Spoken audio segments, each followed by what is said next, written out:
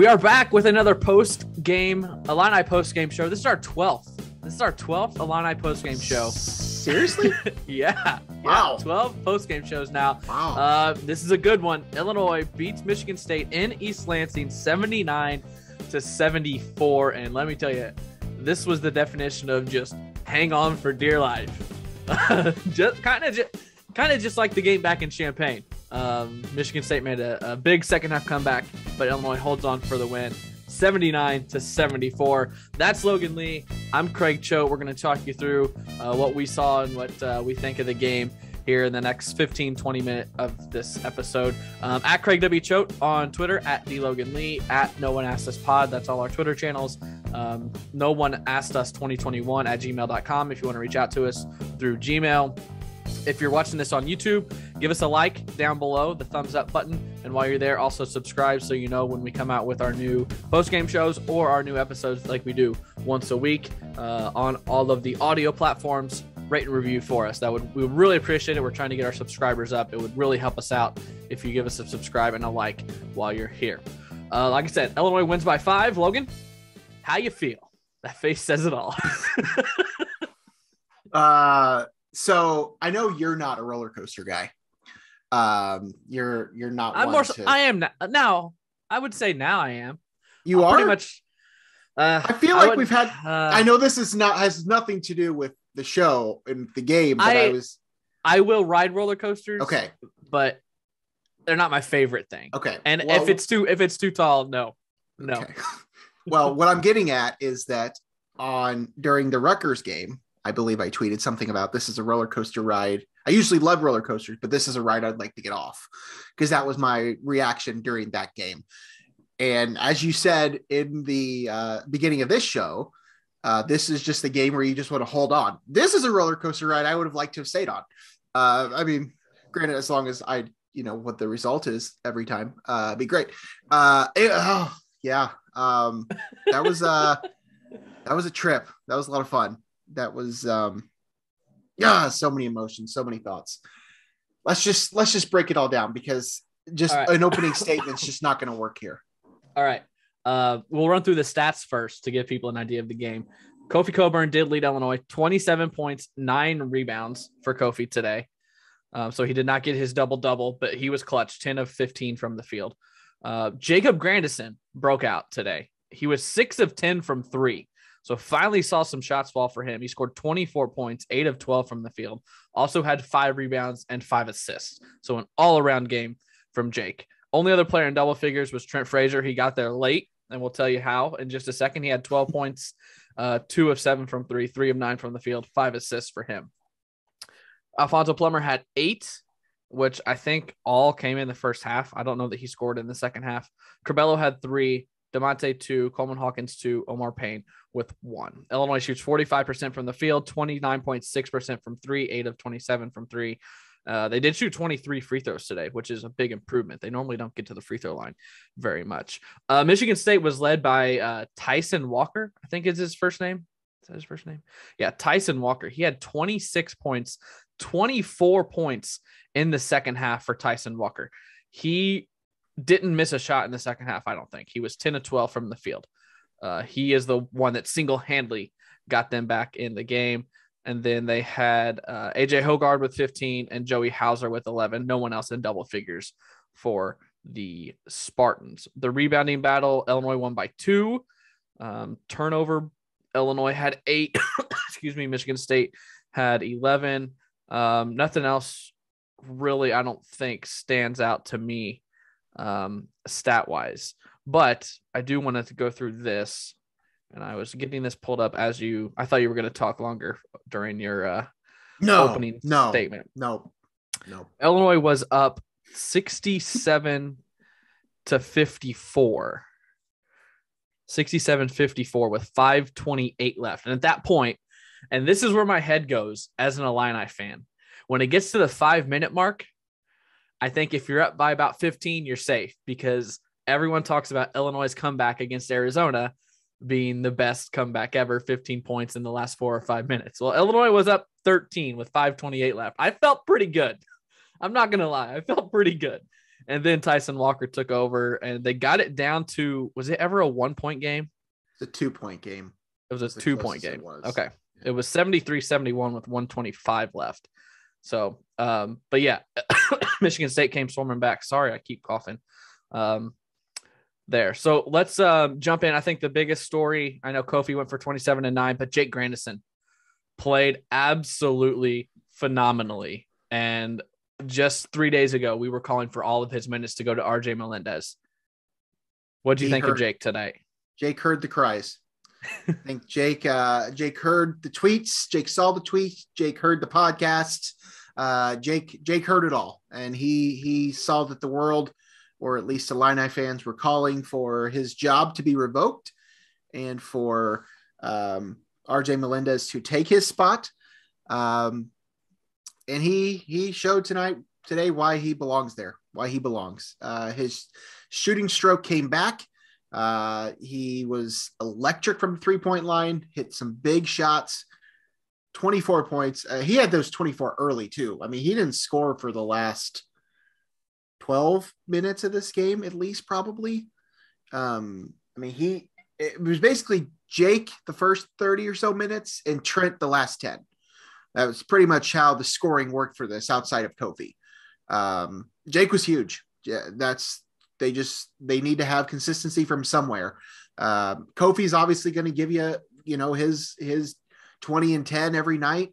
If you can get one of the other four, if you can get Trent or Jake or Plummer or even Curbelo to go off and pick up another 20 points to go along with Kofi, this team's going to be tough to beat. But when everybody else is struggling, they're very beatable. So for Jake to be the one to do that today, that was huge. Hope he can continue that and at least become, relevant again. Because if he's not, then people are going to be calling for his head again.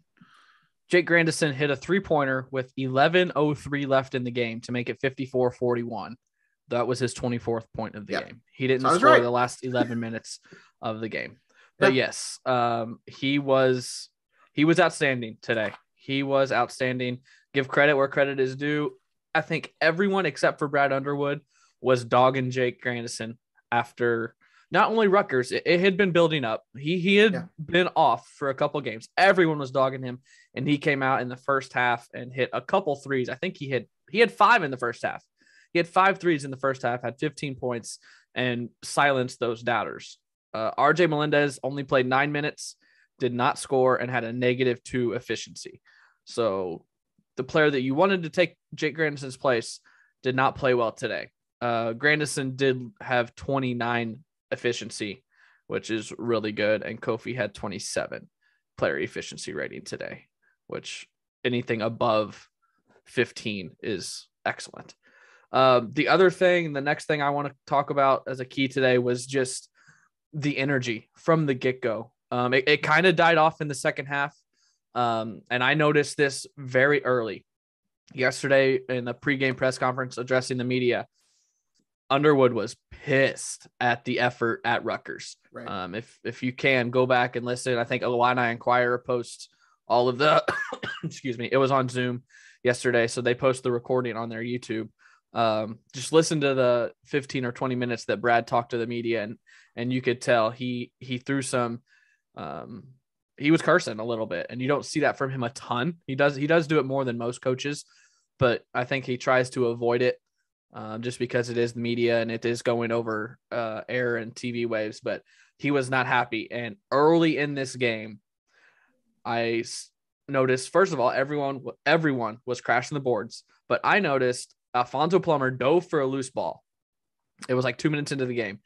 There was no chance he was getting that ball. He was 6 feet away from it, but he dove for the ball. The same thing. Yes, I thought the same thing. Dove for the ball on the sideline. Yeah. And not only that, all 4 of his teammates, after he dove, came running to help him up. We hadn't seen that from this team in a long time. No. So I knew the energy was going to be up, and that led to more rebounds. Every single player that got on the court got at least 1 rebound today. 9 from Kofi, 5 from Grandison, 4 from DeMonte, 4 from Hawkins, 3 from Frazier, 2 from Melendez, Payne, and Curbelo, and then Plummer had one and Bossman's Verdonk had one, but Bossman's only played 2 minutes. So every single player got a rebound today, which says a ton because that was not the case on Wednesday. Is that what the game was? Wednesday? Yeah. Yeah. You can say what you want about the run that Michigan State went on down the stretch. But this was the most complete basketball game we've seen Illinois play in over a week and a half. Yeah. They've played 3 games in a row where we might have saw 20 minutes, maybe 30 minutes of solid basketball. Mm-hmm. And then they were just non-existent for the remainder of that game in particular. This is the first time that I thought it was a complete basketball game. Effort-wise, I mean, just everything. The effort was huge. The energy was huge. The rebounds out the gate. I mean, I just, some balls were some shots were bouncing long and things like that. So you weren't getting every rebound, but that was definitely noticeable from the very beginning that they were crashing the boards. And, you had players like DeMonte and like Curbelo, guys that you kind of want to count on for a few rebounds a game, even though they're smaller. That were actually, getting there and getting the ball back. So that was definitely nice to see. As you talked about, the energy the last few games has just been awful. And whatever Brad did to them to fire him up for this one, it was nice because it was needed. It was definitely needed. Yeah. My third thing, and it's kind of a blanket general statement. This game shows where this program is because you had Trent on the court late. You had DeMonte on the court late, both fifth-year seniors. Kofi's a junior. Grandison is a 4th or 5th-year guy. Like you had veteran guys where the last 4 or 5 years, at least under Brad Underwood, you had a lot of youngsters out there that hadn't been through the battles, and it showed because Michigan State did not miss a shot the last 5 minutes of the game. But Illinois continued to keep the lead. They would go to Kofi. He'd get a bucket and a foul. Curbelo had 2 free throws. He missed 1, but still got to the line, made a free throw. And then, the dagger was Trent Frazier, clock running down. Just, what was it, 20 seconds left maybe? Yeah. I think there was like 20 seconds left. He didn't do anything special. And normally I hate those shots when your guys kind of backpedaling a little bit, but you don't have a ton of separation. But he just rose up and he drained it. And I thought that's what you get with him. I thought that was going to be a broken possession. Yeah. The way they took the clock down and it didn't look like they knew where they were going with the ball. It didn't look like they knew what they were going to do. And then, he just had the composure, just, jumped up and fired. I mean, he is the closer on this team. Yeah. We've had the debate all off season. Who's it going to be? It's Trent. Trent's the guy. And he had to be from the beginning. He is the guy now. As I said, Jake was the guy early for the first 30 minutes, but down the stretch, Trent took over. And, Michigan State didn't miss, but Illinois kept, for every punch Michigan State gave, Illinois was right there to fire back, and he was huge.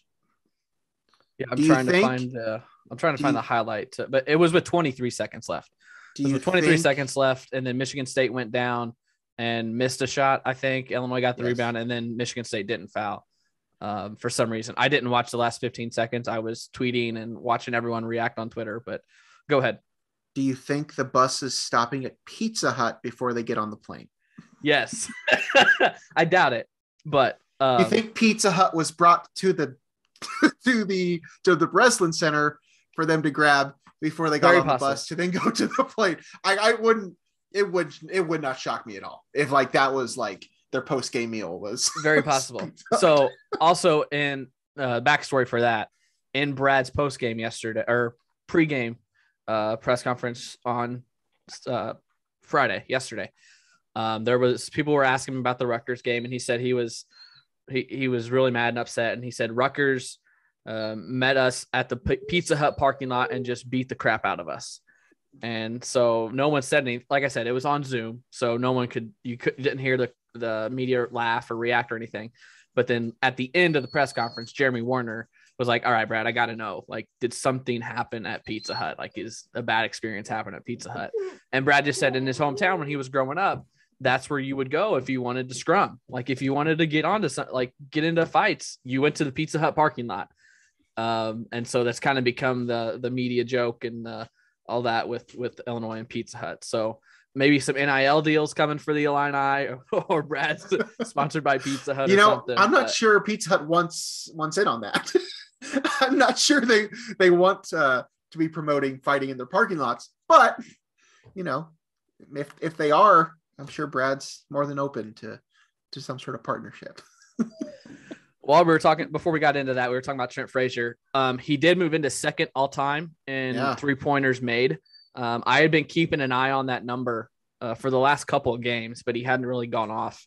So he got to 300 career threes today, which passes D Brown, and he is now, I guess he made another. So I think he's got 301 on his career. So he is 26 behind Corey Bradford, which he's still got probably 10 games left. So it's very doable. Yeah. Very doable for him to get that. Don't know that he will, but it is within reach. Again, I had someone reply to my tweet, and it's going to be the case anytime a record's broken in the next 3 or 4 years. He did get an extra year. So put an asterisk by it, whatever. It's not his fault that COVID happened. He got the extra year. He's utilizing it. It's going to be that way across all sports. So let's just get past that. Let's go through Illini stats and notes just because they always tweet out good stats. Jake Grandison's 6 threes were one away from the most ever by an Illini against Michigan State. D Brown hit 7 in January of 2006. Grandison also tied the record for threes by a Big Ten opponent at the Breslin Center. That seems like that doesn't seem right, but okay. Illinois here. This is one thing that I wanted to mention. Illinois snapped a 4-game losing streak at the Breslin Center that dated back to 2015. First win at Michigan State since 2015. Also, Illinois swept the 2-game regular season series against Michigan State. The Illini first regular season sweep of the Spartans since 05-06. Illinois has now won 9 of its last 12 Big Ten road games and 14 of its last 18. Illinois has 19 road wins in the Big Ten over the last 3 years, 4 more than the next closest team, which is Wisconsin with 15, or 19-10 during that stretch. One of only 3 teams above 500. Which before we get to the last one here, I think that's what disappointed me the most after the Rutgers game, is because this team has played so well and took so much pride playing on the road for them to come out like that. So that's just one more thing I wanted to throw into the Rutgers mix here. Leading the way for Illinois, Kofi had 27 and 9. Cockburn is the first player to go for 27 and 9 at the Breslin Center since 2010, when Eastern Michigan, Brandon Beaudry, had 32 and 15. So there's some stats and notes for today's game. Anything else you want to touch on? Couple things. Okay. Georgie. Yes. Georgie was there. Did you see Brett's video that he tweeted out after the game? Yes. Georgie and Kofi. Yep. That was cool. Georgie Bashanesvili was in the house. He plays for the Grand Rapids. Rapids. Yeah. So not too far away. So he made the trip over. I thought it was cool that the video you're talking about, they did their handshake. Yeah. That they would do before every game last year. Yep. I'm sure they haven't seen each other since Georgie left campus. I'm sure, but they picked up and they were doing their handshake, and they did the whole I remember the zip thing at the end, zipped up the sweater. It was really cool. That made me happy. I meant to mention that. Glad to see Georgie there. That was really cool. On the game itself, I feel like I had one other thing, and now I don't remember what it was. So we got Brad at the podium now. Some of the media guys are tweeting stuff out. Jeremy Werner here. Frazier went 13 seconds too early. Play was an option for Frazier and Kofi, but players weren't in the right spots early in the play. Looked like it. And then the quote was, this is Underwood talking now. Now all of a sudden everyone's looking at me, and Trent just jumps up and shoots it. So it was kind of a broken play, kind of like what you said. Not crazy. That sealed the deal. He's the guy. He is the guy. And God, that was just so much fun.